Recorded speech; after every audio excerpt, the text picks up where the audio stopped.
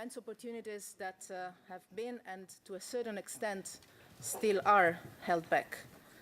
But if we are all here today, 100 delegations from all around the world, is because we believe this potential can be fully developed to the benefit of all Afghans and also to the benefit of all of us. Change is coming to Afghanistan. Since 2001, Afghanistan has achieved incredible progress.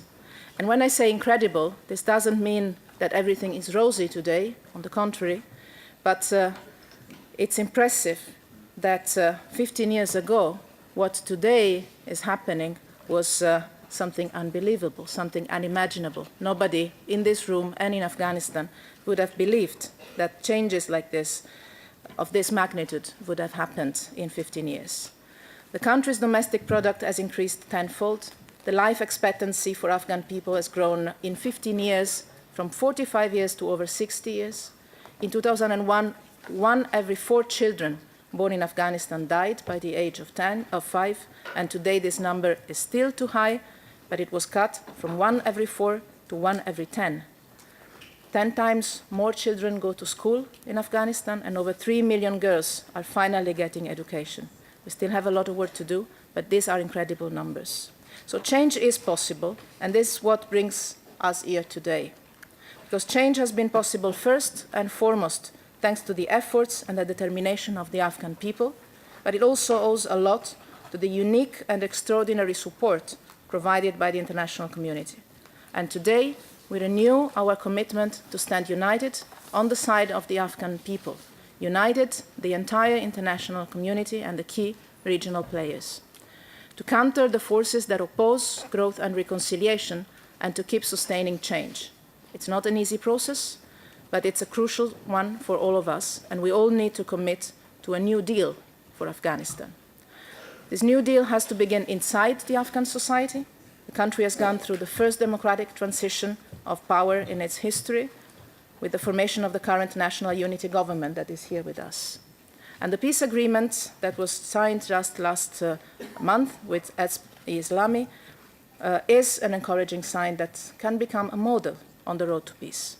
Now the reform package proposed by the government has to turn into action, and it's also essential that the peace process resumes and brings about substantial results.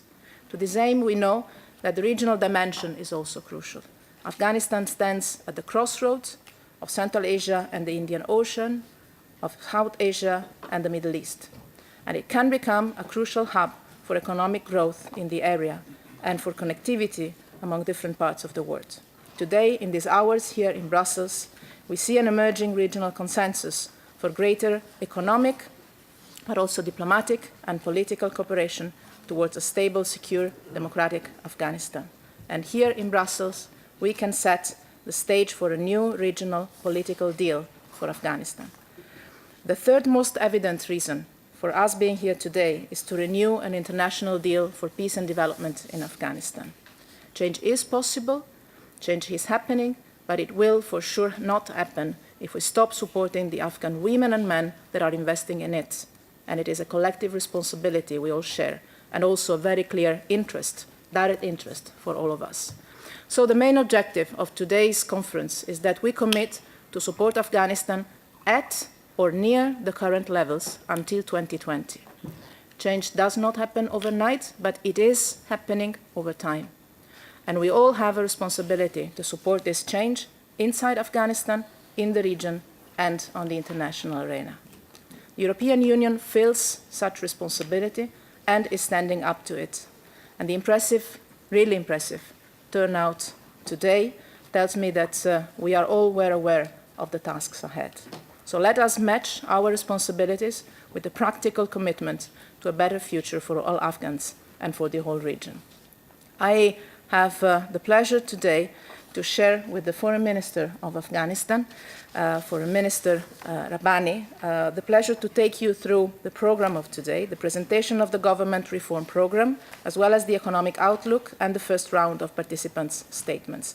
Let me say also that we count on all of you to flag a lasting financial commitment as much as the political determination to make a difference. And let me also stress how pleased I am, I can say, knowing the determination in this respect of President Ghani and Chief Executive Abdullah, that we are pleased that today the civil society organizations will be with us.